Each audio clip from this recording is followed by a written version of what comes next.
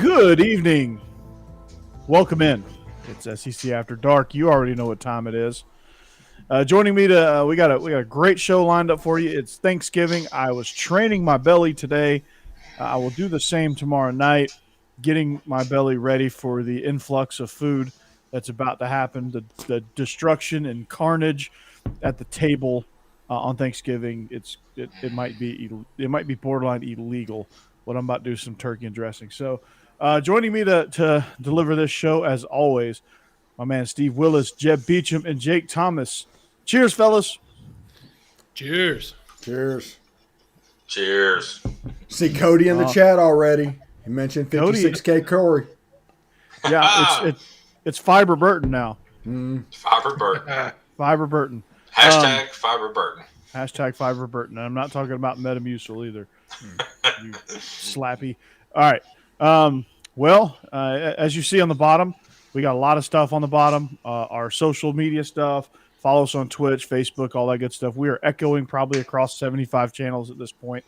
I'm not real sure, but it's a bunch. It's a bunch, and you can find us just about anywhere at this point. So if you don't like us, then you might as well just turn off the TV because we're everywhere. Yeah. No. And as you see from our rundown, he gone. We'll tell you who he is. Rivalry week and picks. We are SEC After Dark. As I remind you, chat is blazing. We are on the Y'all's Conference Network. It's going to be exciting. Get on board. Get on board. If you want to be if you want to be our presenting sponsor, just let us know. Hit us up.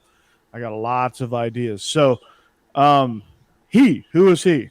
He is Dan Mullen, and he gone. So, hashtag Fiber helps me poop. Helps him poop. I mean, those are facts. Those are facts. I can give you the play-by-play, Cody, if you want me to. As you get older, Metamucil, it doesn't matter. Metamucil, please sponsor us. We're medical, medical after dark. Med school after dark. The fact that there hadn't been a Steve joke at this point is just amazing. It's coming. We hadn't talked about the Revolutionary War yet, Steve, so you're good. French and we Indian we go way back on that one, Steve. These two don't even know. Yeah, no idea. A little background for you, Jake. Me and Steve used to be table neighbors at Rivals up here in Nashville. Mm-hmm. Like I could reach out and punch him if I wanted to, and not really have to exert much effort. Probably did at some point. Who knows? It was so bad that whenever he edited, he had a producer that stood over his shoulder and just watched every waking thing he did, and that person pissed me off because he was also standing over my shoulder and he had nothing to do with my job. His ass was in your face and his junk was in mine. So, what a picture! It was very awkward. like Eskimo brothers. Jam. Okay. All right, moving on. Chris Childish. We're bringing all the Rivals insider information back. Yeah, he lasted about a year and then moved to California, something like that. Yeah, and then he moved to Chicago, I think, to go work for 120 or something like that. Yeah, I don't know what he's doing now. He's married with 2 kids, so happy for him, I guess, right? Hey, there were doubts. That's all we're saying. Well, I mean, there were doubts. There were doubts. Good for No him. judgment. Yeah, No judgment. No There judgment. were doubts. Yeah, there were doubts. I was wondering for a little while. Could be a Coy. Still could be. Anyway, well, back to Dan Mullen. He's probably looking for a good Metamucil commercial right now to just get a paycheck because he gone. University of Florida made the move earlier this week. When I say earlier this week, I mean yesterday. And quite frankly, we saw this coming, but a week earlier than I thought. But well-deserved because, like, all the stuff that we've been saying about Dan Mullen is absolutely true. And the dude just decided not to recruit. He lost the locker room. He lost the fan base, lost the media, lost the admin. And a lot of it's just because of his abrasive personality. And the final straw, and I love this is my favorite part of it. The final straw was losing to Missouri and having Eli Drinkowitz troll you. Yes. Nerd troll you. Yes. That was Yes. awesome. Star Wars With nerd the troll you. lightsaber. Yeah. Yeah. And also, I would like to say, with Dan Mullen getting fired, and Texas A&M lost, and Liberty lost, and Tulane lost, if Mississippi State loses the Egg Bowl, this will officially be the year of reckoning between Ole Miss and all the people involved in the 2017 scandal and probation that went on. Huh. It'll be a clean sweep if they take care of Mississippi State in a couple of days.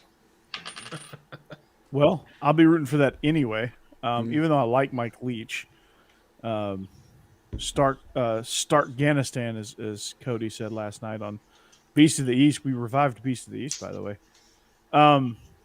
So who replaces him, right? I'm hearing Billy Napier. Is that a good fit? I think so. I'm hearing a lot of that name as well. People are obviously throwing in Lane Kiffin's name. I honestly believe that people just throw Lane Kiffin's name in order to amplify their piece. He has this weird social media presence and everything that goes on, and just by mentioning your story is going to be bigger than it was. So he's always going to come in second. But Billy Napier, I think, is the favorite. It's so much so that LSU is like having second guesses of their guy, and there's rumors that they're swinging for the fences on that side for Lincoln Riley, but it's probably going to be somebody. I mean, maybe a Mark Stoops, maybe a Bill O'Brien, somewhere in that. I think that's the LSU one. Yeah, please let that happen. I mean, Mark Stoops would be a great hire, I think, but and he definitely would win there. But I think Kentucky should do everything they can to fight to keep Mark Stoops. But please let them swing for Lincoln Riley, miss, and end up with Bill O'Brien. That would be hilarious. Yeah, I would love that. I would be in favor of that as well. Yes. I think when you look at what they do, I just don't understand. Like, do you not have a list of guys that, like, you go from Lincoln Riley all the way down to Bill O'Brien? Like, where's Bill O'Brien getting all this credit from? I think Dave Aranda also is in that LSU job, and he might be the person that gets it, honestly. If he gets it, that's a great hire. He's got to be, but, like, no one's talking about him. Yeah. Just because he's not exciting. He's not going to be a splash hire. And I tell people all the time, it doesn't matter if a coach is a splash hire. It needs to be the right hire. It doesn't matter. Nick Saban will never be a splash hire. Through Michigan State, through LSU, through the Miami Dolphins, through Alabama, he was not a splash hire, but he was the right hire. Mm-hmm. Right. So yeah, I don't understand it, but not every big name works out at their next stop. It's Dave Aranda is a really good fit at Baylor. Would he be a good fit at LSU? He was as a coordinator. I think between him and Joe Brady, those were the two that really had the team. Orgeron was just kind of there. He was a mascot. I think Aranda, if you really think about it, I think Aranda was the glue. He really was, and that defense was the strength of that team. Even though they had Joe Burrow and all those guys offensively, it was the defensive strength that were the leaders of that team. They let the offense kind of go out and do what they want to do, but the defense made sure things got locked down. Yeah. Yeah. So I think he's got to be the hire. I think Sonny Dykes is going to go over to TCU. Which is interesting. I think Texas Tech screwed up by not getting Sonny Dykes or not going after him hard. Rhett Lashley to SMU. Yeah, Rhett Lashley go to SMU. You got to think. I'm going to say Hugh Freeze to Miami. If that comes open, there's a chance it doesn't come open this year. It might be a next year thing. Way. Unless they can't literally afford to fire Manny Diaz.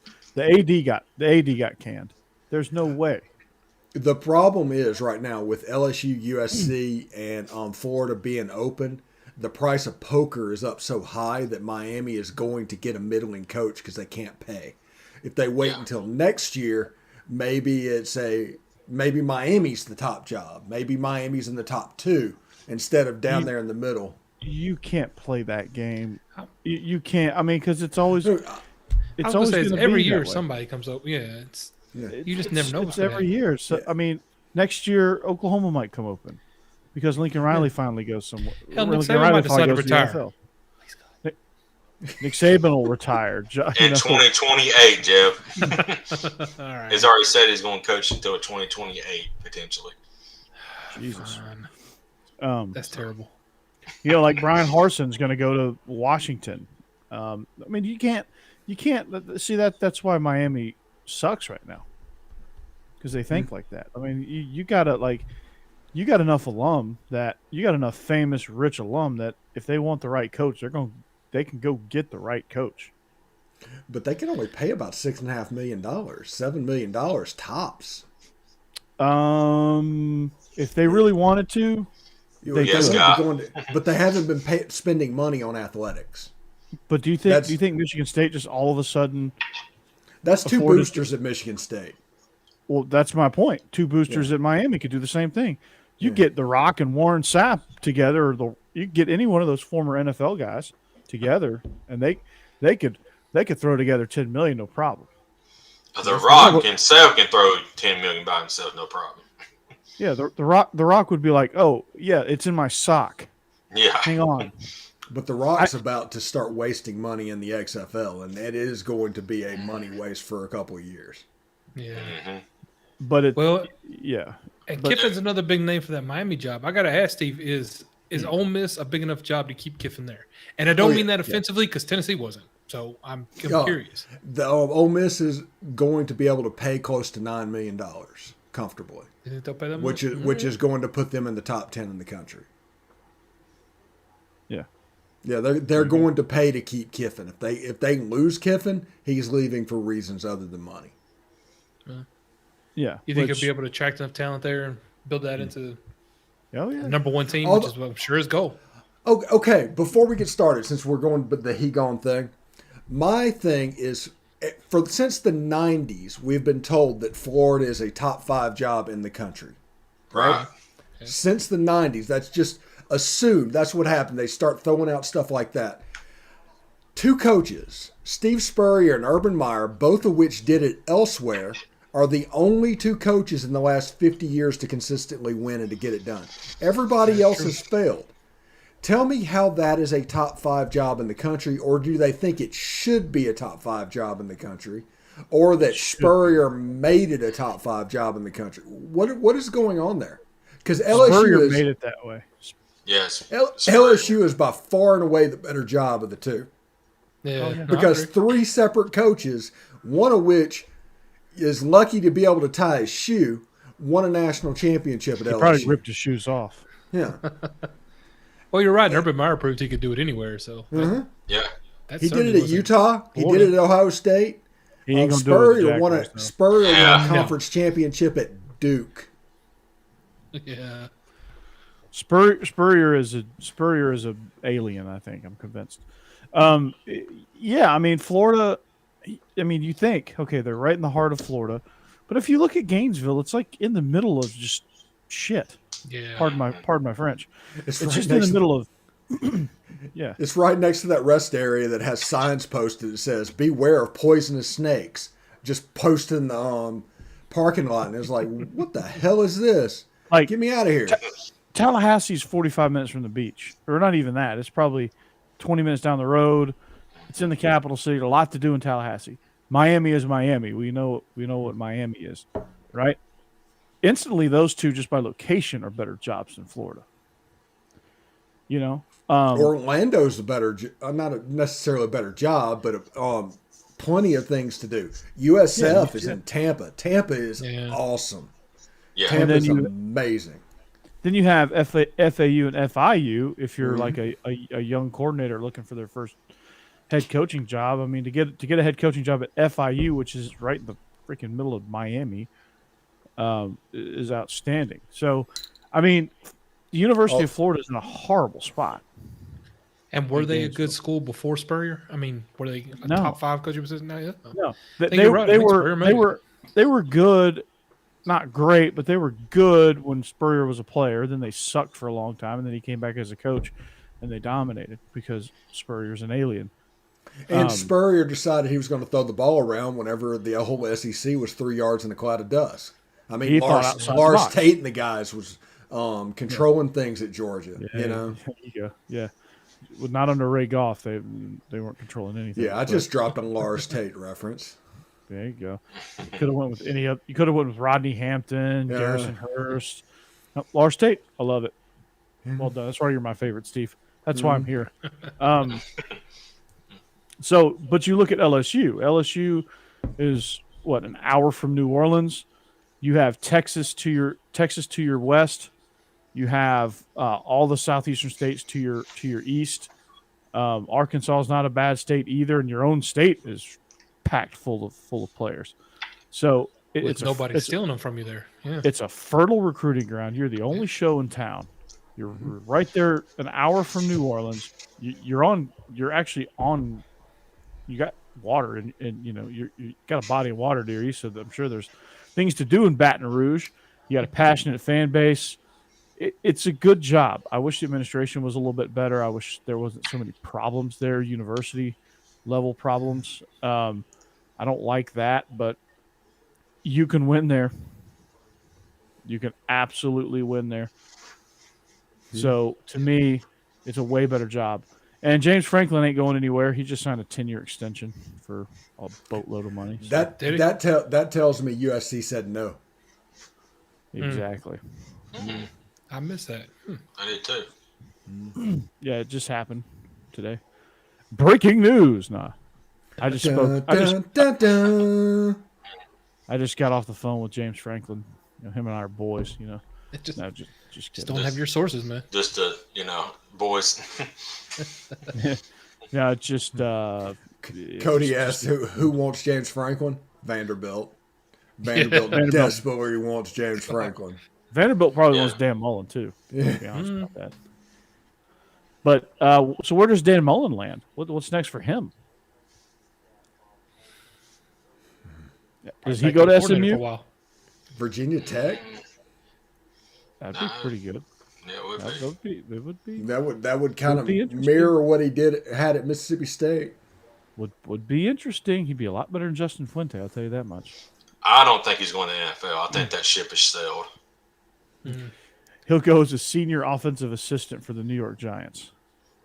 Because Freddie Kitchens is about to get Freddie Kitchens is going to get canned. So, I think anybody who goes to the Giants as any kind of coordinator or coach is going to get canned within a couple of years because they're just awful right now. Dreadful. Yeah, they're basically basically it's like the Tennessee coaching graveyard. You got Derek Dooley and Jeremy Pruitt as senior assistants. You didn't say earmuffs. You didn't say earmuffs. Earmuffs. Come on, don't do that to Jeff. So you can't talk about Derek Dooley just willy-nilly. Don't bring up Dooley. I know, right? PTSD, man. Orange pants. Okay, so Cody asked me a question. What has he done other than the Vandy turnaround? That's a great question. Not what else really do you anything. When anybody could turn Vandy into a winner. Yeah. When Trace McSorley was at Penn State, they were legit. He got Saquon Barkley drafted number 2 overall, I guess. That Penn State team was legit. Got them. They didn't win that Rose Bowl, did they? Against USC. Yeah. I don't want to get all Big Ten after dark here, but James Franklin's biggest mistake that he made was giving up the offense and just kind of being a CEO head coach, because what he did at Vanderbilt was very effective and actually very good. It was that Ralph Friedgen stuff from Georgia Tech from way back in the day. And that in the SEC, it just worked. And it didn't necessarily need the best talent. It just schemed open. And there was a while when he was thought of as the heir apparent to Bill Snyder at K-State, because there are Kansas State ties there. Yeah, there are. And we thought he was going to be the same at Maryland, but now he grew up in Pennsylvania. He ends up at what he calls his dream job, signed a big extension there. I don't necessarily get it, but whatever. I'm not a Penn State fan, so I'm not really all that worried about it. So yeah, I mean, it's going to be interesting with Virginia Tech, kind of see what the ripple effect is there. What's going to happen with Jeff Brom? Is he going to go anywhere? Is he going to land anywhere? Who does LSU get? That'll be interesting. Florida. Yep, it should be. Yeah, you want to turn around Florida? Hire Jeff Brom. Yes. You want some fun and gun to return? Hire Jeff Brom. Yeah, I mean, just watch what he did to Iowa and watch what he did to Michigan State, and look at Purdue's roster, and then get back to me. Yeah.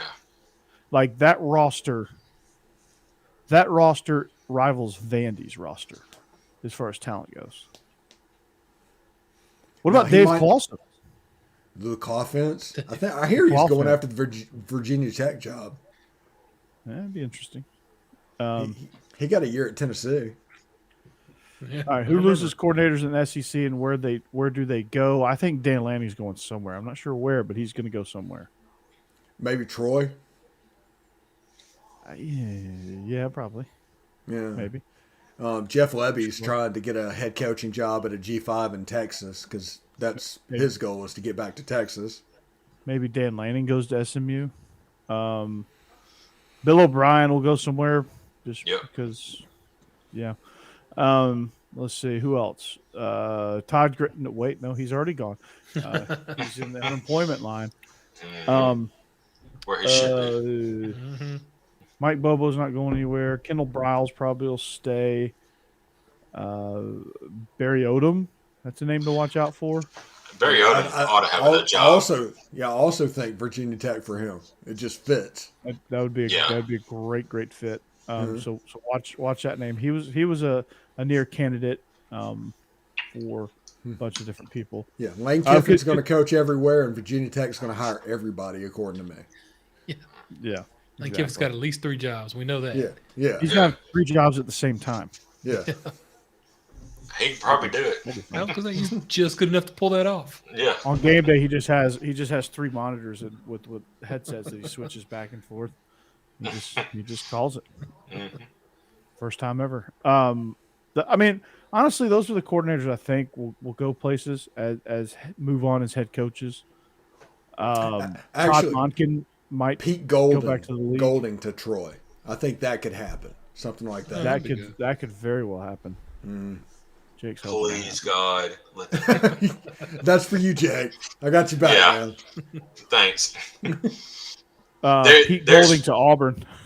Well, there's rumors that if Pete does end up going, whether it's by choice or by him just leaving, that we may make a run at Jeremy Pruitt again, a defense coordinator. I mean, how many times you got to bark up that tree? I know, but the Saban rehabilitation thing, he can now hire whoever he wants to.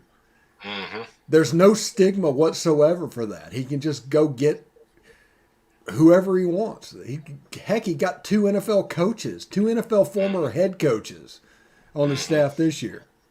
We didn't say they were good coaches. No. But if you get an NFL job, you're not bad. Now, Bill O'Brien has the personality of an encyclopedia, but he's not a bad coach. No, he's an X's and O's guy. But other than that, and in the NFL, he would trade off his best player for pennies, pretty much. So, yeah, the fact that he traded off DeAndre Hopkins. I know. God damn. Oh, man. For like a 5th round pick, I think it was. I mean, and a running back who's I think third string running back every week. Yeah. So bad. Inactive. So bad. It was. Amazing. Like to see the garbage they're starting at running back is hilarious. But they did beat the Titans somehow. Yeah, so, unfortunately. We're going to do a little NFL After Dark right now, but Yeah. somebody posted up the scores on Twitter of the Titans versus Jets and Titans versus Houston. It just says, would somebody explain this, please? The Titans play to their competition. They play a great team. They play great. If they play a bad team, they just don't show up. I don't understand it. I will never understand. I think that's the biggest complaint I have about Vrabel as a coach. Yeah. Is somehow he's done that to that team. Sounds like Alabama. We get up for opponents we need to, and don't for not big ones. By the way, this bet online thing that I have on the line, I just look at that all the time, and it is now my favorite little bottom corner thing. Yeah. Bet online's been outstanding. I just want that money. But the money moves at the beginning. Yeah. It's the money. Yeah, it has motion. And I was like, "Whoa, this is awesome!" And I'm just a graphics nerd, and I'm surprisingly proud of that, I guess. But yeah, but I'm getting on board with the Bet Online stuff because they have a big sponsorship with the Locked On company and all that. So I'm trying to get into a habit of going and getting our lines from BetOnline.ag, who does a good job of getting lines. And you can, I have a contact there where I can get a line made if one needs to get made. And nice. Yeah, and it's Bet Online. It's where the game starts. Yeah, and they do believe as well. So I've done that read a million times. Yeah. Promo code believe. Yeah, I'm pretty fired up about that. Yeah, it's pretty good. So yeah. I had an orientation today with the Locked On people, and I have orientation again tomorrow. So, how's your new dorm setup going to be? I don't know. I do feel bad about the Palmcast because we are now at the point where the Palmcast has about 7 shows left until it dies. And actually, I'm probably going to be pretty sad about that, honestly. Well, yeah, I mean, you grew that thing as a little seedling. Nothing. Yeah, from nothing. I mean, I even invented the name. It started as a picture of you in front of a fish tank and with Palmcast on it, and it's just an audio recording of you, and it really wasn't the best quality. And you're just like, yeah. Do you know in 2020 I actually did this? That picture of me in front of the fish tank doing that was actually in the stadium during the 2020 Ole Miss stuff in the end zone, to where you could just walk by and see me standing by the fish tank doing that. There's a little bit of guerrilla advertising for the Palmcast. Yeah, I did do that. Yeah, that's cool. Oh, yeah. That is cool. But no, it was awesome about how you started and all that stuff. I mean, it's just to grow it into what you grew it into, man. It's it's well deserved that you pun intended, locked on to a great network and was able to start this and was able to sprout all this stuff. I mean, my believe in Georgia Dogs since we echo, it's gotten almost 200 something views probably across. Mm-hmm. I mean, I checked the y'all's conference feed and it was like at 70 at one point, and then I checked my feed and it was at like 70, and I checked a bunch of other stuff and it was so. He said hell to me. Yeah, I remember doing that. Yeah. Hell be to me. It starts now. The Palmcast starts now. Wait. Right now. Right now. Right now. And now. Click. All right, welcome, Steve. This Palmcast. It was a lot of fun, but in 7 days, that's going to die. But at least I still retain a little bit of ownership of that. I might be doing the Locked On podcast and getting paid to do it. That's the only reason I'm doing that. But I still retain ownership of the Palmcast. So if something happens with Locked On, the Palmcast is coming right back. So it's just going on the shelf. Yeah, it's just going on the shelf. You need to put something on your shelf with Palmcast. I probably do. I wish I could have gotten that cutout. If I'd have gotten that cutout of me in front of the fish tank, I would put that up somewhere. Yeah. Yeah. That'd be pretty cool. Awesome. So, hell yeah. But Anyway. I will say this. I had no idea whenever we were doing boot camp, the offense, whenever it first started up, because that was the genesis, the seed of all of this was boot camp, the offense. Yep. And I had no idea SEC After Dark was coming around the corner or something like this, and Beast of the East and all these other programs. So that has been a pleasant surprise. Yeah, it has. I mean, just being able to take around the SEC and just kind of rebrand it. Mm-hmm. Now we got this going, so it's been outstanding, and just to be able to echo, that's been the most fascinating thing to me. Just being able to broadcast across different platforms. Yeah, we're up over do it. Yeah, we're up over at least over 30 for this show tonight. And that's awesome. That's LSU people, Alabama people, Texas A&M people. And I tried to see if Chris Clark was on Restream. He was not. They used StreamYard. But I tried to sell that echoing thing to him a little bit earlier this week. So we're going to get there. I'll talk to Dane and see if they use Restream over at UGAsports.com. See if they do that. Obviously, DGD. Florida gets a commit as soon as Mullen leaves. Oh, the irony. That is great. Yeah, Kirby. A top 50 commit. Or top 250, yeah. Kirby comes in and steals like 4 of them. Hilarious.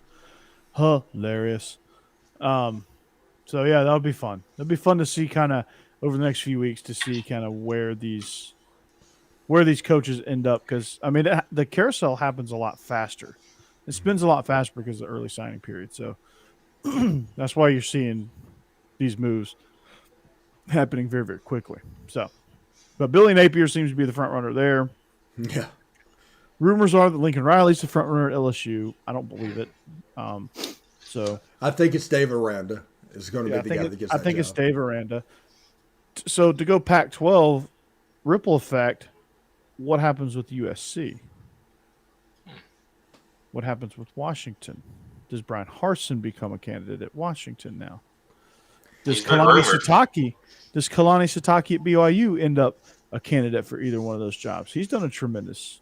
He's been tremendous. You know, does someone make a run at Jamie Chadwell at Coastal? Luke Fickell, is he a name? They're about to be a Big 12 team, so I doubt it. And they're about to be in the playoff, but so I doubt he would jump ship now at this point. And Cincinnati will be able to pay him boatloads of money in the near future, so he might just hang on. But USC's biggest success. USC has been a 7-5, 8-4 program, except for 5 years in the early 2000s with Pete Carroll. That was with an NFL coach. Do they try to go back to that bend and find an NFL guy? Maybe Bill O'Brien is a USC fit going out there to the West Coast. It's weird. Although Steve Sarkisian this year is not doing him any favors. Yeah.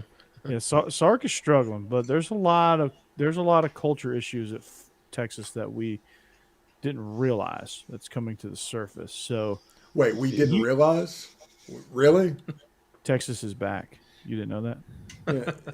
Texas has had cultural issues since I was born. Since Darrell K. Royal. They've had cultural issues. They think they should be a 11-1 team, and they're a 7-5 team, and they don't understand why they're a 7-5 team. Because they think except for this year, they're 5-7. Yeah, they're not 7-5 this year. Yeah, they think they could just waltz in and throw the Longhorn logo down and some Kittle sign, which is not the case. Not the case at all. So Sark's got his work cut out for him if he wants to recruit and get some of those guys in. But he's got to compete now with Texas A&M. But maybe the SEC brand will help his recruiting. It's got to. But who knows? Sark may not be here Sark may not be there by the time they come to the SEC because the Big 12 is going to make them pay the buyout or wait until 2023. And that feels like a year 3 firing and a new coach coming in. Lane Kiffin may be the new coach of Texas. I was gonna say when Bill Texas O'Brien. comes in the SEC. I was gonna say Bill O'Brien. Oh my gosh. Bill O'Brien's going to be the next. The Houston Texans are going to go back after Bill O'Brien after they fired Dave Culley this year. Also, Stacy, by the way, how much would football change and look different if Mac Brown would not have decided to run a zone read with a 180-pound, 190-pound quarterback against Alabama? And he didn't get hurt. End up beating him. They probably still end up winning, but it's not a rout.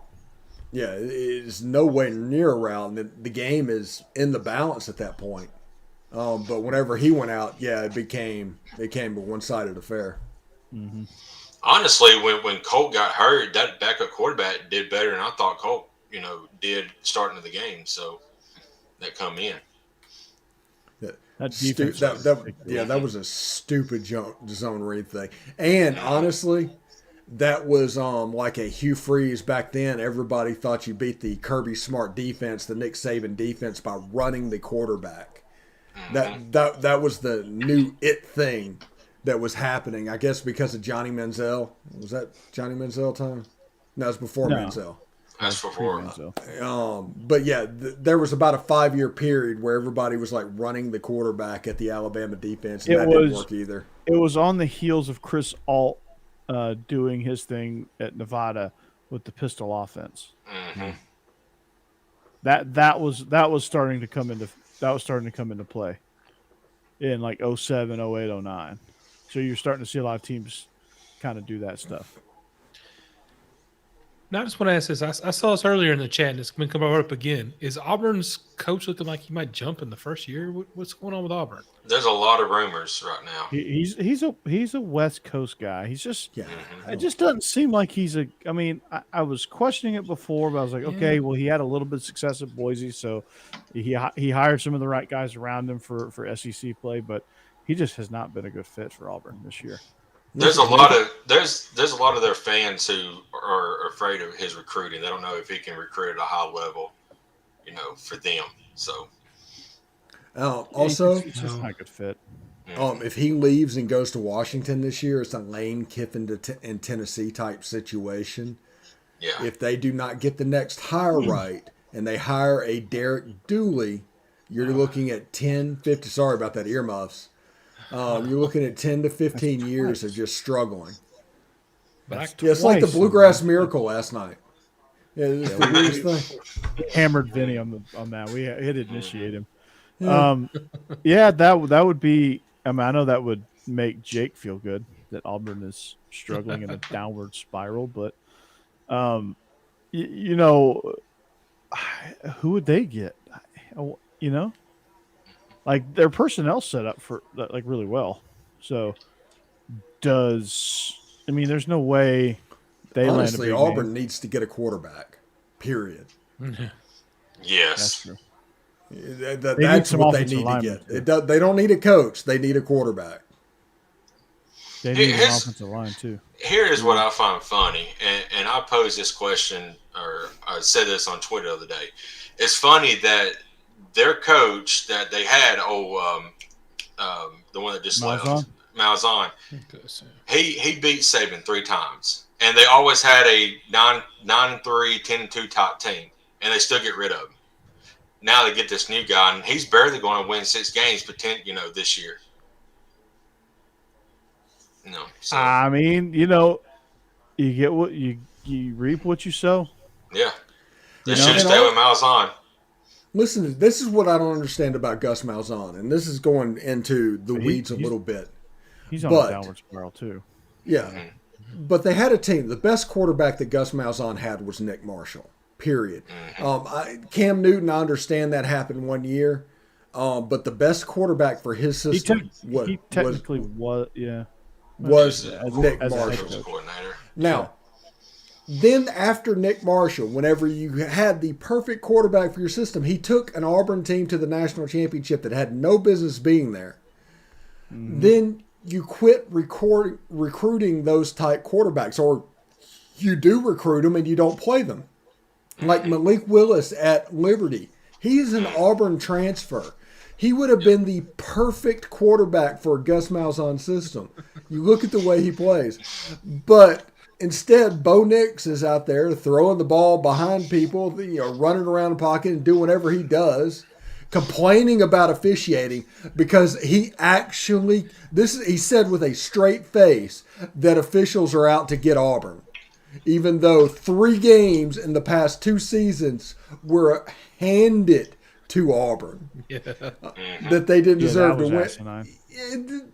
I hope he. You know what they need to do? The SEC needs to be able to find players since they can get in NIL now, and he just needs to forfeit like 25-30% of his NIL things for that take, because that is the worst take I have ever heard. Yeah. That is definitely not a Milo's cold sweet tea take. No. Presented by Milo's Sweet Tea. Drink Milo's. It's great. Although, in his defense, that was a horrible call against Auburn. But still You know how stupid many thing to say in they've the gotten? press. You know how many they've gotten? Yeah, no, Yeah. I agree. I mean, they got against Arkansas, they got a pass interference call when the ball was 30 foot out of bounds. Yeah. I mean, it was basically in the stands, and they got a pass interference on it.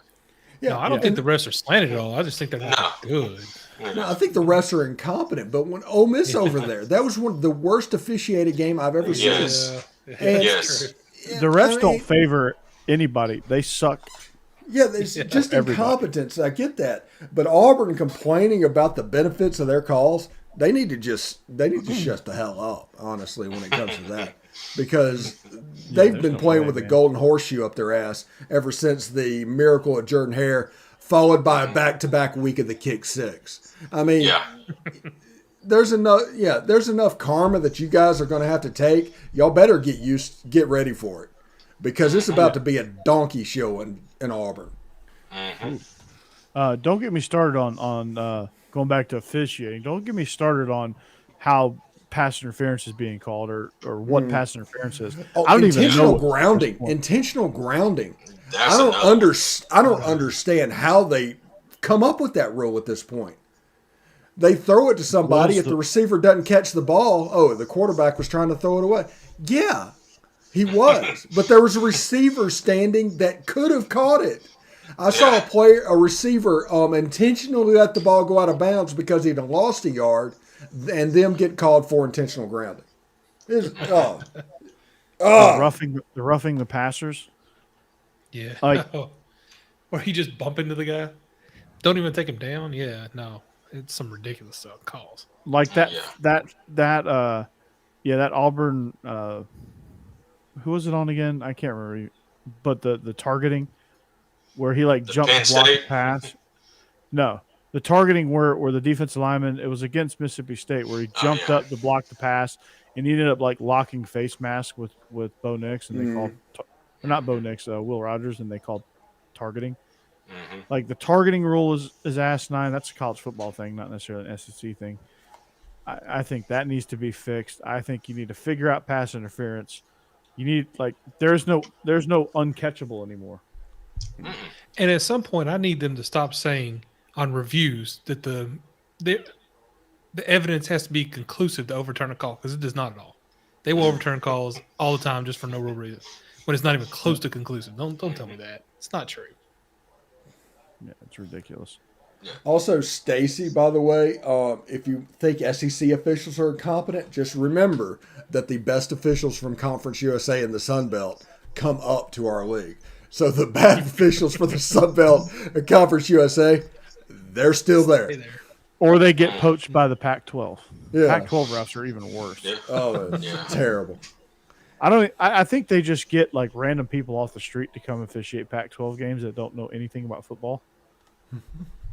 They go to a Dungeons and Dragons convention and say, we need 8 refs. Okay, 1, 2, 3, 4, 5, 6, 7, 8. Okay, y'all come with me.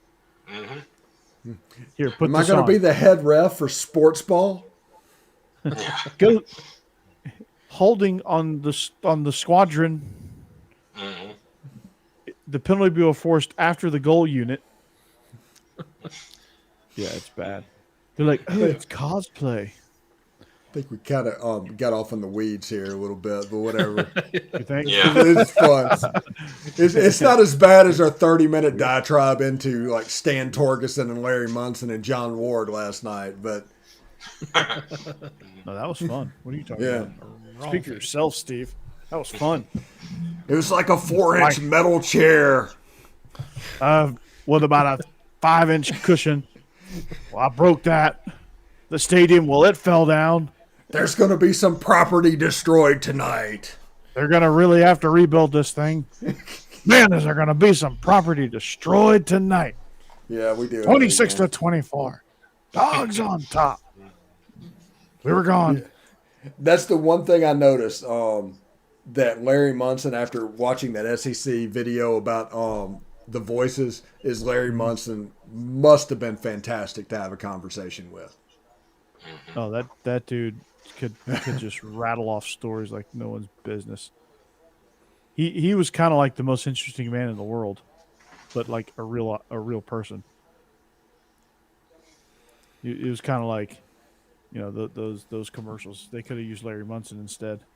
It's probably so. We're not here an hour and 45 minutes tonight. Let's get to rivalry week. Rivalry week, yes. You got to keep me on. You got to keep me on the rails here, Steve.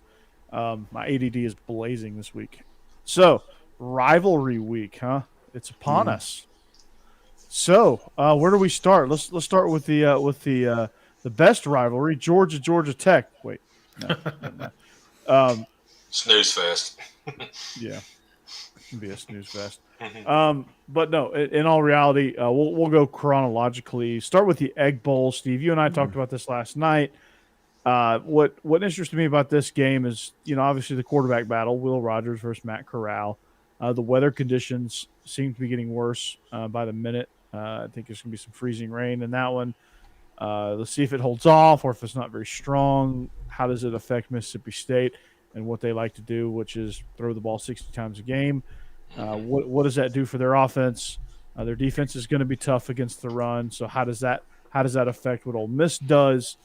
What is the X factors for each game? To me, it's got to be for Mississippi State. They've got to be good in the screen game. They've got to be good at hitting the intermediate passes over the middle when they're good when they're on, and they're hitting those. It's usually good. When they struggle with the screens, if there's backs that play those screens really really physical, they struggle, kind of like Tennessee. For Ole Miss, to me, it's you have to be multiple in your rushing attack. You have to hit jet sweeps. You have to be able to hit those double and triple option plays where you're either giving the jet or you're giving the inside zone or you're faking both and keeping it with Matt Corral. I think Matt Corral is going to have to be a bigger factor in the run game this week, which is fine. I don't think he's going to take a beating in that regard, because he can be a factor, and then Jaron Ely can be a factor, and then Snoop Connor can be a factor, and then whoever your jet guy is can be, is it who is the jet guy at these days? Ja'Cour Pearson, also Dontario Drummond has been doing a bunch of jet sweep type stuff. But Adrian asked about which would be the bigger factor, Corral's legs or the Ole Miss D, and the answer to that is yes. That is equally important. Yeah. I mean, I think Ole Miss's defense just, figuring out how to bend and not break, making sure that, Mississippi State gets their yards, but they don't do anything with them. It's kind of like what the Braves did in Game 5 of the World Series, where they got 1 million hits, but they only scored 2 runs. It's got to be something on those in that regard, if you want to have success. So the defense has got to make Mississippi State work. 10, 12 play drives. They operate in short intermediate passing, but it's usually you throw a 5-yard pass with enough space, and that guy can run for 12, 15 yards, and you chew up yards. So you got 7, 8 play drives instead of 10, 12 play drives. That makes it doesn't seem like it would be a huge difference of 4 plays or even 2 plays, but it makes all the difference in the world because it's that much more you got to get. Yeah, and Ole Miss needs to tackle well on the outside, especially on the swing passes to the running backs, because they are the number 2 and number 3 receivers on that team. They need to tackle well, and I expect Ole Miss to do a little bit of combo stuff with man coverage on the back, out of the backfield, but zone behind them. Exactly.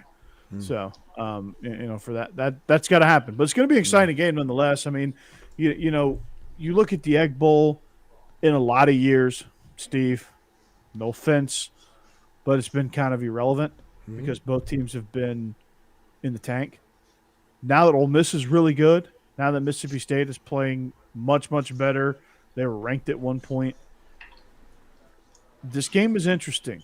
Now, does it have major implications? No, because Alabama's already clinched the West. So I think it has major implications for Ole Miss because if they win, they might have be a in shot at the Sugar Bowl. Yeah, if they win, they are in an Access Bowl. If they win, they might be in the Sugar Bowl if Alabama can make the playoff. Mm-hmm. Which I know Jake would love that. I would love to see Georgia win and just get some fresh opponents and beat the shit out of Ohio State. But and everybody thinks about weird stuff when it comes to the Egg Bowl. This is this year's weird stuff. Ole Miss's kicker, Caden Costa, it's rumored that he has to miss the game because of PEDs. You got you cheaters. You got the kickers juicing. And he can't get it to the end zone. He can't get it to the end zone. Jeez Louise. Yeah. Nobody's going to hop their leg this time, right, Steven? What's that? Nobody's going to hop their leg in this game like they did a couple years ago. It is potential. They did it in 2017. They did it in 2019. There's a potential that it's going to happen in 2021. Of course, the last time they happened, we got Mike Leach and Lane Kiffin out of it. So maybe if he does it again, they'll go away. I don't know. They'll go away and you'll get Harbaugh and. Oh, you shut your mouth. You'll get Dan Mullen to come to Ole Miss. No. It's like Butch Jones and Derek Dooley coaching the Mississippi schools. It's like, no, this is a bad dream. Sorry about that. I did it again, Jeff. Maybe it's that window. No, you'll get Butch Jones and Jeff Collins. Which one do you want? They're both like Pez dispensers for slogans and cheesy stuff. And Cody, yeah, exactly. 404 Waffle House, dude. It not old. Okay, the way I talk, old and old sounds very, very similar. There was no duh sound, but a lot of times I'll say old Mississippi, just to mess with me. Yeah. Just to poke it. And apparently to poke at Cody too. Yeah, so, seriously, Cody's got my back. Old Mississippi, right? So, he's just gone for a year. He called you out quick on that. He did, man. He's not even playing with you anymore. He's done. Guns blazing. So, Georgia Tech, Cody. Clean old-fashioned hate. Well, it's going to be I think Georgia gets bored with this game. I think it'll be like 38-3. Just get out of there and enjoy enjoy leftovers from Thanksgiving. Yeah. Honestly, it's going to be you're going to see a heavy dose of Cook and Zamir. Stetson's not going to have a spectacular day, but just because they just don't do much through the air. The biggest thing that I'm seeing with Georgia is George Pickens is back at practice. He dressed out last week. He's running routes on air. I doubt we'll see him in this game, but I'm hearing there's possibilities of SEC championship appearances for George Pickens. Maybe to run him out there for a play or two and kind of see how his knee responds. But ultimately getting him ready for what could be the playoff. Yeah. Talk about an impact. Yeah. He's the best receiver in the league when he's healthy, period. Yeah. It's not even particularly close. When he's in the game, it's a difference maker. It's also why, in my opinion, JT should have been the guy all along, because if you're going to play a playoff with George Pickens, you want JT in the game to go with that, because Yeah, 'cause I'm a Team JT guy. Sorry. JT can't overthrow George Pickens. Stetson Bennett can't overthrow anybody. Let's get Joe Milton in here while we're at it. So yeah, I mean, this is not many storylines from this game, but Louisville, Kentucky is going to be interesting. LSU, A&M, Iron Bowl. Jake, let's go there. Iron Bowl. What with Auburn just kind of limping into this thing, is it a rout at this point? Is it close because of most of your other important games have been close and you're not really playing for much? You're just kind of playing not to get knocked out of the playoffs at this point. Well, if we have a big offensive day like we did against Arkansas, it could turn into a rout quick because it seems like that secondary is having problems, covering passes, and they're just struggling right now. And I thought that would be one of the strong points for Auburn this year was that defense. But where Rogers shredded them and had no running game, the difference is Alabama does have a running game. So, if it could turn into a rout, but it is a rivalry game. Auburn's going to be ready, and it is at Jordan-Hare, so I'm sure some kind of voodoo is going to make its way in there, but it may be a little bit too late. But who knows? They struggled against South Carolina. TJ Finley didn't look that great, so they're kind of reeling right now. So let's just get in there, get out with a win, and get ready for Georgia. Yeah, I think low key, just how they're limping in with what they've got, and defensively they're just struggling mightily. Mm-hmm. I think it's gonna be. There's gonna be no doubt. I mean, there's major distractions with Harsin. Hell, they might help him pack after that game. Who knows? But I think you got to look at it and say, okay, this defense has got to figure something out. They're not going to be able to figure out Jamison Williams. They're not going to be able to figure out Mechie. They're definitely not going to be able to stop the run game. I just think with the talent alone, it's going to be. I think it's going to be ugly personally. Mm-hmm. They are staring at the Birmingham Bowl. They're just flat staring down Legion Field. And with the loss to Alabama, it's going to happen, I think. Because the Birmingham Bowl wants to take Auburn because they can sell out the stadium. Mm-hmm. But the bad thing is that the 6-6 Auburn might sell 15,000 tickets for that game. Yeah. Yeah, it's yeah. And they may play Florida State. Auburn with I'd watch that. Playing Florida State with Mike Bobo as the head coach or Derek Mason as the head coach. Hey, couldn't hurt. At least Derek Mason would get a bowl game. Oh. Out too soon? Too soon. Does Vandy pose any threat to Tennessee? No. Covering or a threat overall? Yes. Yes. I think Vandy poses a threat to Tennessee hitting that 31-point line. Easily in the first half. No, I think they could. But no, I actually was a little worried about Tennessee. I was a little afraid Georgia might have kind of not broken Hendon Hooker, but it kind of messed with him because he was just off a little bit last week. And then in this game coming in against South Alabama, he still looked like he was a little off, but whatever it was, he fixed it. So that, he routed him in there. Vandy has covered the last two spreads. Well, and it's a huge spread, so for Tennessee. But it's 31 points, so 41-10 is a push. It doesn't cover.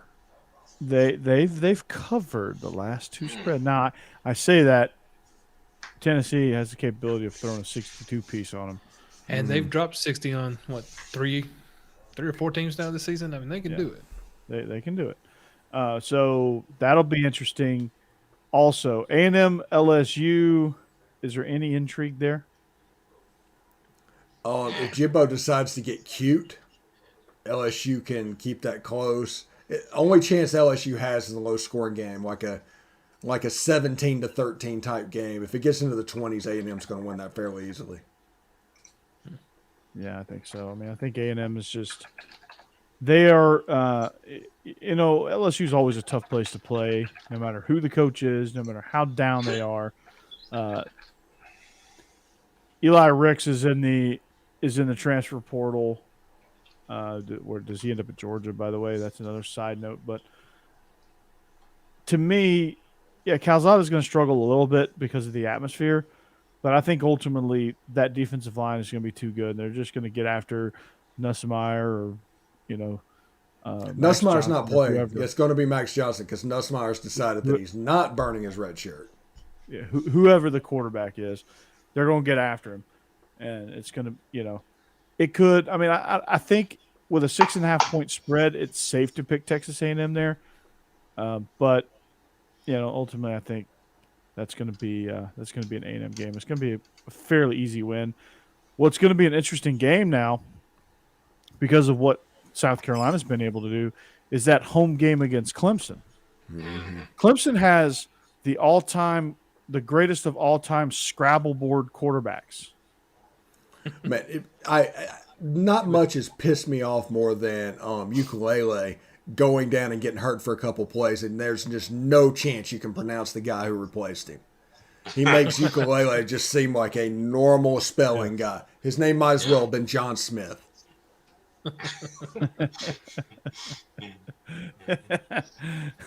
That's funny. Where they find these guys? Yeah. It's like you're doing this on purpose. Yeah. Come on, man. Yeah. They're going to the Poly All-American Bowl.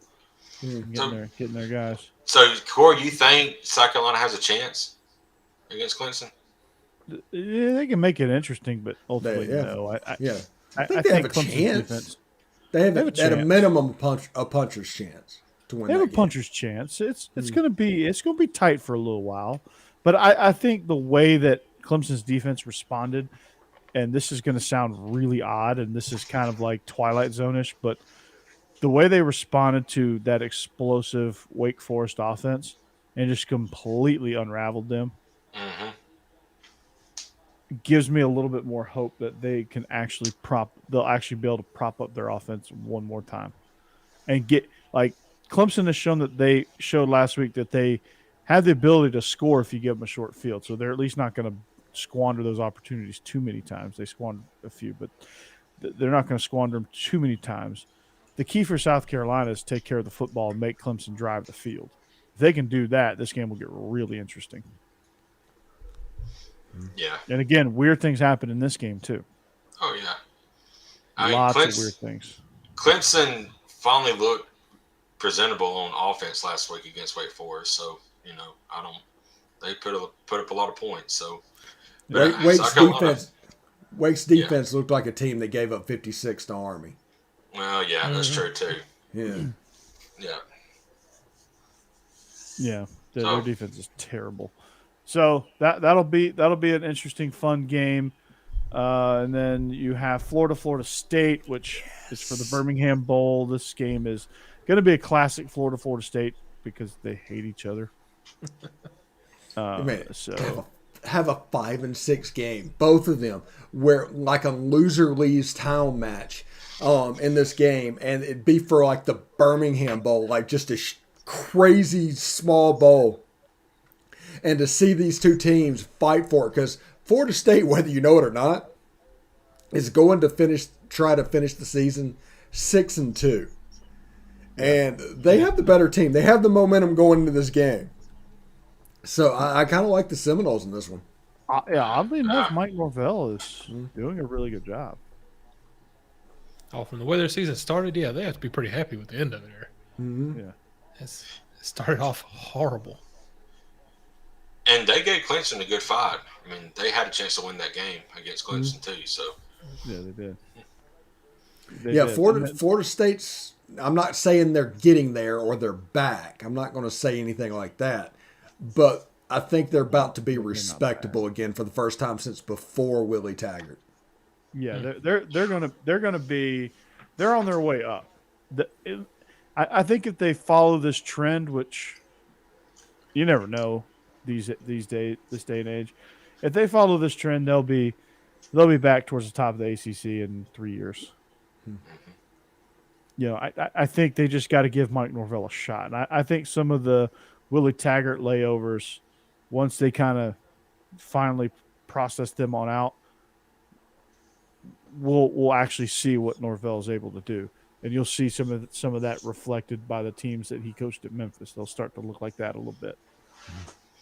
Talking about Willie Except, Taggart, when he got hired for Florida State, that just seemed like an odd hire to begin with. Because I think he only won like 7 games that year at Oregon, and then they hired him. It's just kind of an odd hire, I thought. So it was supposed to be a splash hire from a splash university. Oregon, the Nike school. Yeah, I can follow the logic. I still wouldn't have done it because he went 7-5 at Oregon. Yeah, but I get it. I get it. So that'll be so that was interesting, and that experiment ended real quick. So, yeah. but Mike Norvell seems to be on the right track there. So, what's He's- next on he's our at- list? He's on his at his level at FAU. He's where he needs to be. Yeah, and he's doing fine down there, and I'm Yep. happy for him. Steve, what's next? I think picks, buddy. Is it Get time the for picks. What is picks? that? Did you Picks. say Picks. picks? There we go. Picks. See, we can't do picks until Steve does the picks. Picks. So, picks. All right. Well, we talked about most of these games already. Cody, be sure to drop your picks in the chat as well. Old Mississippi. I love it now. You can't make fun of me and tell me that annoys you because This will. is your fault, Cody. This is your fault. Yep. You reap what you sow, Cody. You reap what you sow. Anyway, Ole Miss travels to Stark Vegas, or Stark Ganistan, as Cody says, to take on Mississippi State. This game is basically a pick 'em at -1.5. Interesting. I kind of alluded to what my pick was going to be. I'm going with the Rebels here. I think Matt Corral's going to have a huge day. I think this defense is going to have a big day getting after Will Rogers, pinning their ears back. If Ole Miss can tackle well in space, which they've shown they've done a better job of, this game should go in favor of the Rebels, and it's a small spread, so I have no problem going with it. But Ole Miss is the underdog, so all they got to do is win. Give me the Ole Rebs. Miss, Ole Miss has the better team as far as talent-wise. I think they're going to be able to win the game. Offense, defense, everything's going to be set up, and the weather is not going to help out Mississippi State. That's an advantage Ole Miss as well. Yeah, I agree. I like the way Mike Leach's system has finally started to hit its stride. They look. I love Mississippi State and the way they're playing right now. But Ole Miss is just like you said, the all-around better team, and I just don't think that Mississippi State's going to be able to do enough to beat them this week. Yeah, I'm happy that Mississippi State's finally come around. They've looked better the last couple of weeks, but if there is a threat of freezing rain, and Mississippi State has 0 run game and they can't pass, it could get ugly. So I'm taking the Rebels.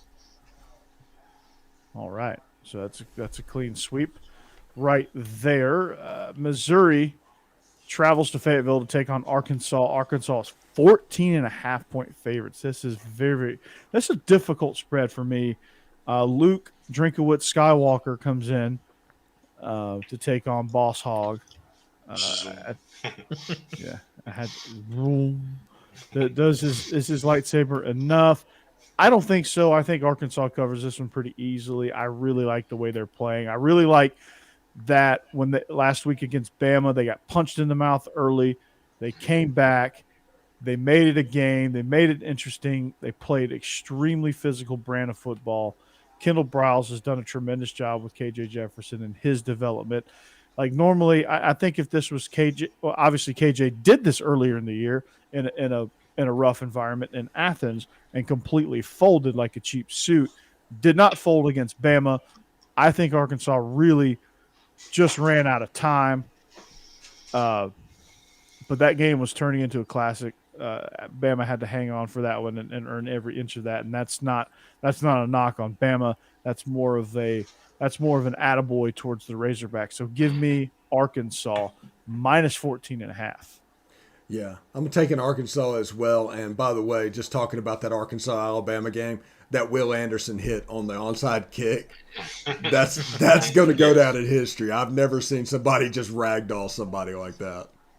And knock down the assistant coach too. Yeah. 2 for 1. Yeah. A lot of people are saying it was dirty. Nah, I don't think so. No, I don't think so. None. I'm taking Arkansas too. My immediate thought was, "Ooh, that Yeah. hurts." my immediate thought was not, "Ugh, that's dirty." I would not have been, even if that was a Georgia player, I would not have been pissed at that. I'd have been pissed. I don't think I'd have been Georgia mad guy at got clobbered, but not because it was dirty, just because hey, you can't get clobbered. And if you look at it, what happened, and try and play it out, the way that ball bounced, if Will Anderson does not do that, Trayvon Burks is right there to catch that onside kick. Yeah. So and that was Will Anderson's job, was to stop Traylon Burks from getting that ball. So that's what he did. Hashtag nerd boy. I love that. I love that. Cody, you're awesome. Don't change ever. Hitting is football. Yes, it is. So I guess we're all taking. It looks like it's a clean sweep here. All right, another clean sweep. Won't even get into it. We just got into it. Georgia minus 35 at Georgia Tech. Huge spread, but it doesn't matter. I think Georgia can name their score. I think Jordan Davis might score another touchdown. Who knows? They might throw the ball to Jalen Carter this week. I don't know. Just to add some wrinkles for Bama to prepare for in that goal line package. Georgia's going to roll in Sanford Stadium South. Yeah. All right. Nerds. FSU. Nerds. We do have a little – well, this might be unanimous too, just because I think we all hate Florida. But Florida State at Florida in the Swamp. Florida's 3-point favorites. I think we all like FSU. To me, I think their needle's trending up. Jordan Travis is playing some really good football right now. They're just seeming like they're gelling a little bit.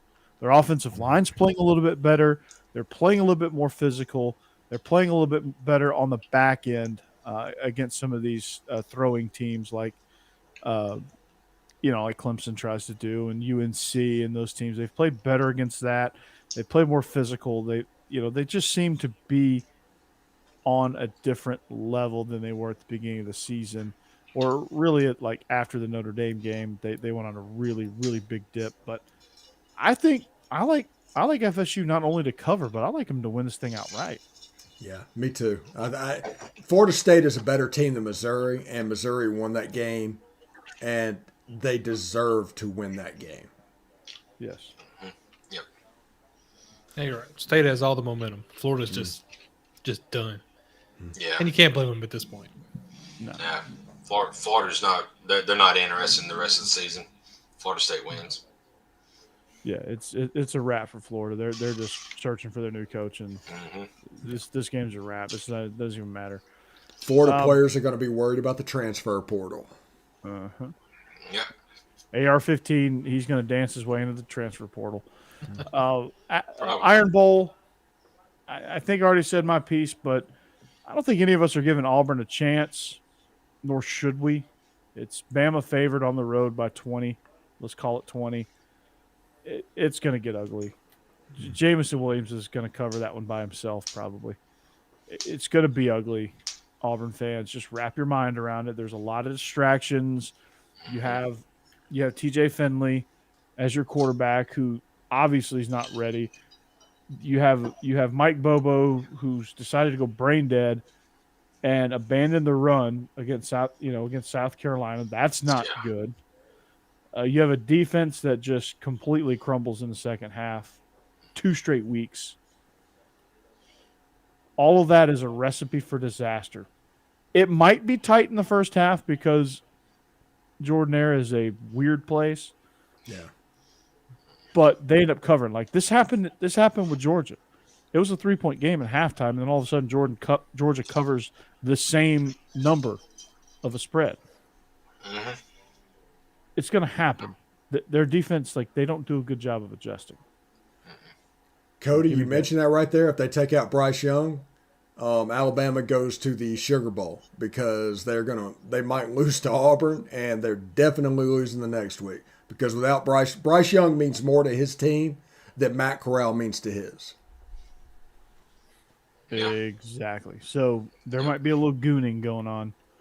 So be ready for that, Jake. Be ready. I'm hoping Auburn will not play dirty. I have too much respect for Derek Mason. I just don't think that'll happen. I think it'll be played straight up. Yeah. I hope you're right. Yeah. Our next game seems to be unanimous, but I'm very, very, very tempted to pick Vandy in this. It's a big spread, but Tennessee can cover that. They can put up 31 before Vandy even blinks. Now, what Vandy needs to do is go back to the Star V logo instead of this stupid-ass baseball logo they go with on their helmet. Yes. They're trying to be the Vandy boys. They need to not do that.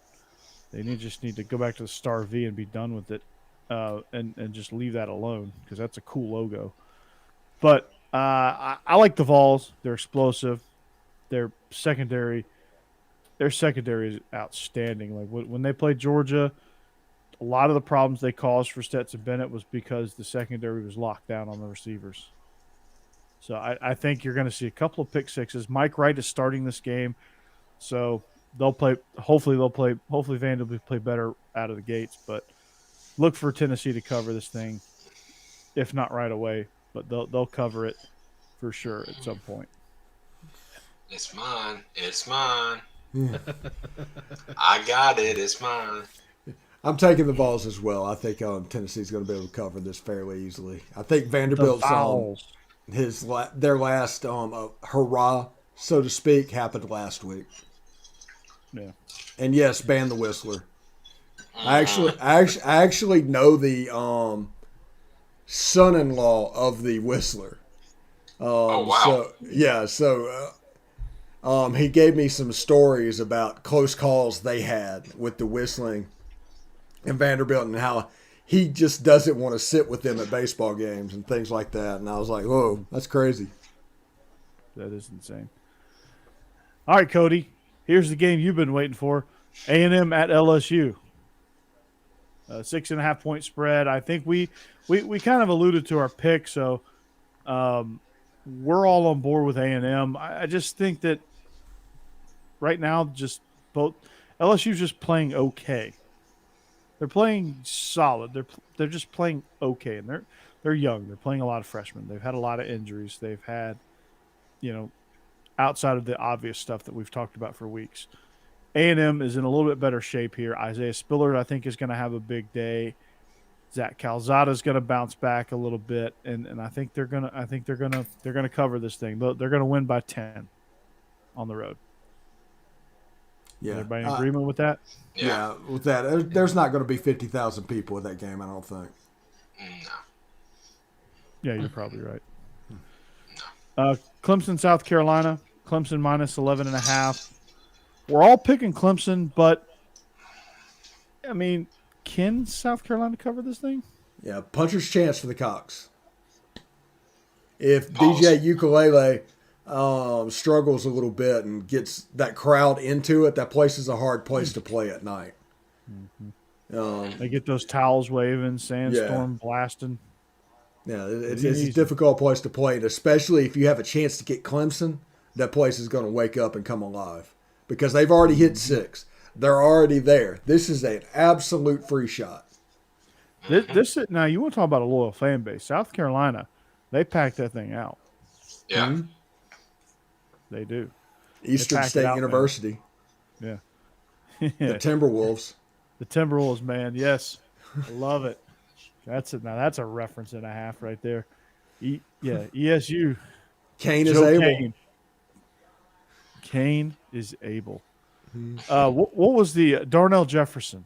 Yeah. He's going to have a big day for ESU. Yeah, I think they're going to struggle with Alvin Mack on the shelf, but if they had him, the defense at ESU would be able to control the thing. And they didn't even have to. They could have taken him out in that Iowa game. Yeah, they could have just taken him out. They could have. They didn't need him at that point. They I decided to worry be about cute and Latimer. I think there's a rumor that Latimer popped a little bit positive for PEDs, and he Well, he's may been miss hanging this out with your game. damn kicker, Yeah, dumbass.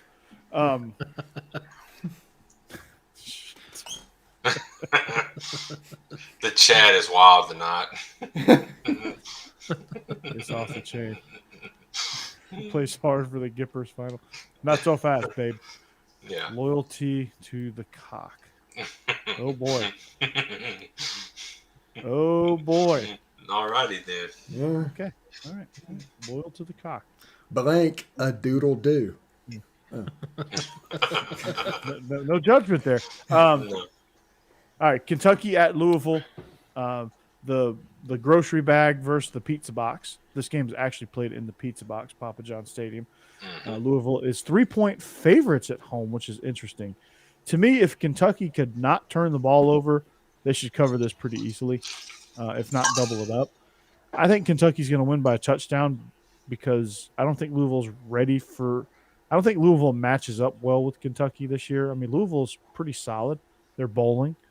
But I just think that Kentucky, if Kentucky starts turning the ball over, then this pick's going to go right out the shitter. But I think Kentucky's going to win this one big.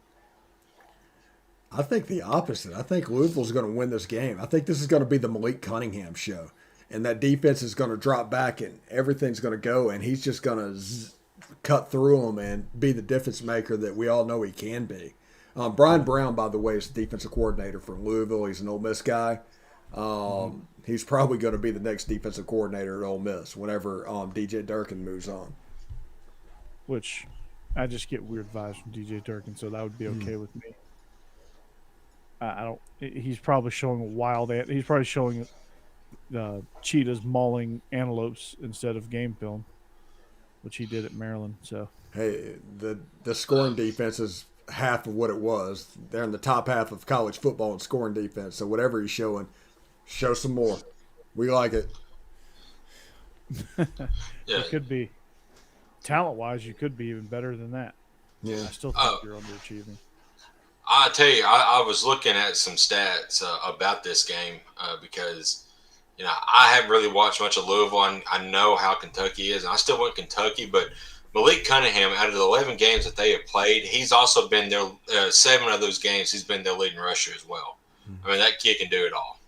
So if they allow him to do that, it could be a long night for Kentucky.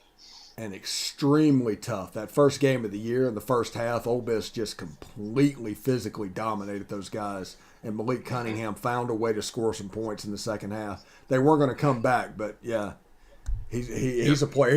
He's Lamar. He's a B- Lamar Jackson. That's what he is. Yeah. Steve, I heard that the extra motivation to get fans there is they get a free shakaroni pizza with a Louisville win. Yes. All right. Yes. There's a motivation for you. Yeah. Actually, sign me up for that. I'll wear a Louisville T-shirt. I want a shakaroni. Papa John's will not deliver to where I live. I can get it delivered from anybody, but not Papa John's. And Papa John's is the second closest pizza place to my house. I don't know how that works. Well, you're not missing anything, so Yeah. yeah, you're really not. Unless Papa John's wants to be a sponsor of the show, then it's the greatest thing of all time. So, I did Papa John's pizza on air. yeah, I got no shame. Jets, if you want to jump in though, that's my delivery service of choice. Oh no. We fight against. Me and Jeb have a long history of fighting against Jets. Steve's wife loves Jets. Yeah. Do tell. Insane. She loves it. Her favorite pizza by a mile is Jets. Are you not a No. deep dish guy? No. Detroit style, not my favorite. It's all right. She like butter crust. Yeah. Steve, are you a floppy fold it in half pizza? New York style? Whenever I do Sbarro, yes.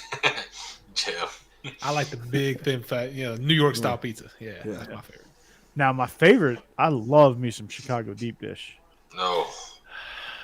Oof. It's a heart attack in a pan, but it is awesome. I just had a heart attack. Go Bears. The Bears. Out Bears. The All right. Bears. We got Bedlam, folks. Oklahoma at Oklahoma State. Oklahoma State, 3.5-point favorites at Boone Pickens Stadium. Weirdly enough, is a really tough place to play, especially in the first game of the season when it's 1,000,000 degrees. Luckily for Oklahoma, it's not the first game of the season, and it's not 1,000,000 degrees outside. But nonetheless, this game's going to be tough for them. I just think, to me, obviously Oklahoma has the better roster, and Oklahoma's playing pretty well right now. I've called them soft. I stand by that, but they have played a little bit more physical since I called them out. So somebody from Oklahoma listens to our show or watches our show. Definitely. So, that's right. Yep. Lincoln Riley, you're still soft. But Oklahoma State is on a mission.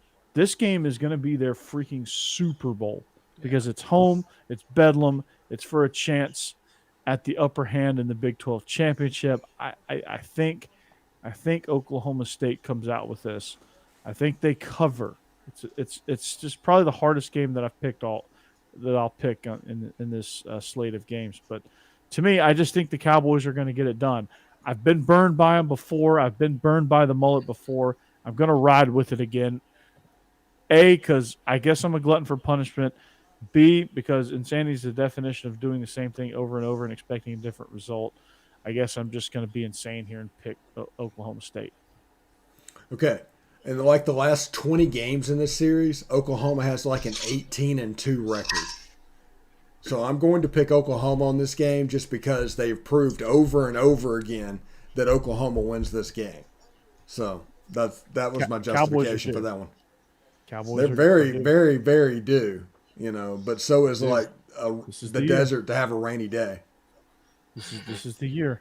No. I mean, Kentucky beat Florida before the Atlantic did, so. No, it's true.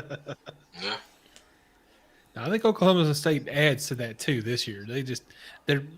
This year, I just think they're playing way too well, and this is the matchup I was expecting. I thought Oklahoma would win last week just because I wanted them to get to this game where it was just basically for the Big 12, and I think Oklahoma State. I love the way they're playing. I think they're going to be the ones to take it this year. What's going to end up happening is these two teams are going to play each other next week again. Yes. Yeah. That'll require an Oklahoma victory, which I'll take that. That'd be fun too. I mean, because if Oklahoma loses this game, they play Baylor next week. Mm-hmm. So go Cowboys. I want to see somebody other than Oklahoma in the Big 12 championship. Yep. David Renn his last game. You will by 2023. Yeah. It'll be K-State. It'll be Kansas State and Baylor's conference. Yeah. And Oklahoma Ohio State State still can't win it. Exactly right. Ohio State and Michigan. Michigan is like 0 for the 2000s against Ohio State. It's probably not true, but it feels like it is. Ohio State is 8-point favorites on the road in the Big House. Does Jim Harbaugh get it done this year? To me, no. I don't think he does. CJ Stroud is red hot. Watch it. I mean, what they did to Michigan State. I think they just scored another touchdown on Michigan State. That was the definition of an ass kicking. Like you look up ass kicking, like from the word go, Michigan State had zero chance in that game.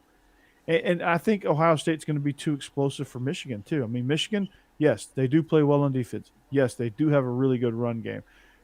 And yes, quarterback play as well. I think they do a lot of good things, but they just do not match up well with Ohio State because Ohio State is CJ Stroud. If he's on, it's usually big points, big plays over the top with Garrett Wilson and company. So I'm taking the Buckeyes here. Yeah, I think we all are. Yeah, I don't like that nobody's. Craig Ladd ain't picking them. He picking Michigan. Yeah, the only team I would take to be that I would take against Ohio State at this point is the Georgia Bulldogs. Period. Yeah. There you go. I just finished my cocktail, so we got to hurry this thing up. No. Our last game, which was a really tough pick, like back in September. Mm-hmm. Not so much anymore. The Wildcats of the Little Apple come into Austin. Texas is 3-point favorites somehow in this game. I don't know what Vegas is thinking on this, but Skylar Thompson is. I'm a big fan of his. Do the Horns win this one? Not at all. I think Kansas State is going to win. All they've got to do is just. I mean, even if they don't win, I think they're going to cover. But I don't think they're going to cover. I think they're going to win and cover. So I'm taking the Wildcats here. They're just they're getting like they're slowly building a culture there at Kansas State, and I'm here for it. Chris Kleiman's doing a tremendous job there. Give me the Wildcats. I'm taking Kansas State, and the reason I put this game on the sheet for us to pick is A, it's Texas, but B, I want Texas to go 0-2 against the state of Kansas. That would be absolutely hilarious to me, and that's beyond a good possibility of this. Oh yeah, I think it's happening. Huh. Yeah, it's happening. Yeah. So they got some work to do in Austin. If they win this game, it'll be because Skylar Thompson got hurt. Yeah. That's why. Deuce Vaughn, I think, is going to go off for Kansas State. Yeah, And you might not know this, but Deuce Vaughn is the former son of Ole Miss former assistant Chris Vaughn. Who got a show cause in the last time through over an ACC. Does everybody in college football have a title, Ole Miss?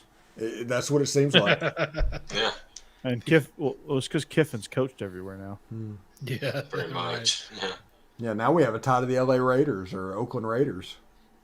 Vegas 72-yard field goal. Vegas Raiders. No, his ties to the Oakland Raiders. He never coached in Las Vegas. That's right.